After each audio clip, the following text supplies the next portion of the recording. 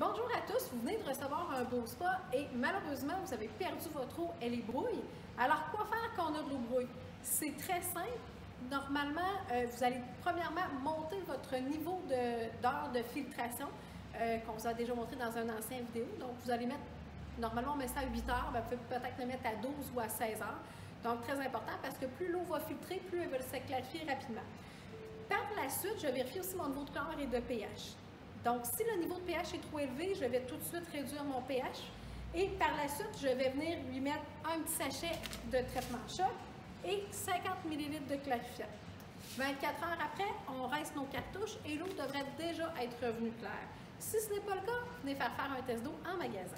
Dans le cas où votre eau est mousseuse, donc on peut régler facilement le trouble en mettant un petit peu d'antimousse.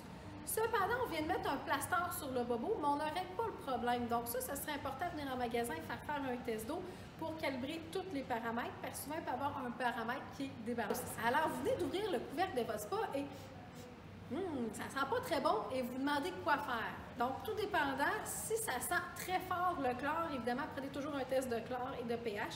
C'est peut-être juste que votre eau est trop chlorée. Ou encore, il faut avoir du chlore inactif. Donc, si j'ai du chlore inactif, en fait, on va juste venir mettre du Spa 2 ici, qui est un oxydant, donc ça va aller brûler le chlore qui est inactif.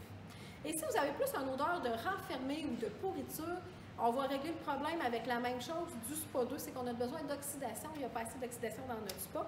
Donc, on va y mettre du Spa 2, donc au moins une cuillère ou deux, là, selon la grandeur du spa. Pour régler ce problème-là, il faut en mettre au moins une fois par semaine, même si on ne se baigne pas.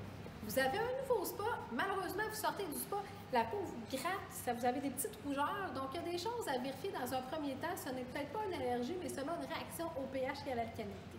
Donc, faites un test avec vos bandelettes que vous avez été reçues et vérifiez le pH, parce que souvent, il y en a qui vont réagir au pH, parce que comme l'eau est chaude, le port de peau s'ouvre, et si le pH est mal balancé, il se peut que votre peau réagisse facilement. Donc, dans un premier temps, on vérifie l'alcalinité et le pH. Ensuite, on équilibre l'eau. Si toutefois vous avez encore des démangeaisons quand vous sortez du spa, on a un produit ici qui s'appelle le Skin Silk. Donc le Skin Silk, en fait, c'est que ça adoucit l'eau. Donc quand vous embarquez dans le spa et que vous ressortez, au lieu d'avoir la peau qui est comme sec et qui pique, elle va être douce et elle va sentir le Skin Silk parce qu'en même temps, c'est un parfum aromatique, mais qui a vraiment une tendance thérapeutique parce que ça va adoucir l'eau, donc votre peau. Dans certains cas, par contre, vous pouvez avoir vraiment des allergies aux assainisseurs, soit au chlore ou au bronze. Donc, selon le type d'assainisseur que vous avez, vous pouvez toujours changer pour un autre assainisseur. Vous allez voir s'il y a une différence. Sinon, il y a l'autre option aussi. Vous pouvez aller de l'avant avec un Clear Blue et mettre un minimum d'assainissant qui pourrait vous aider.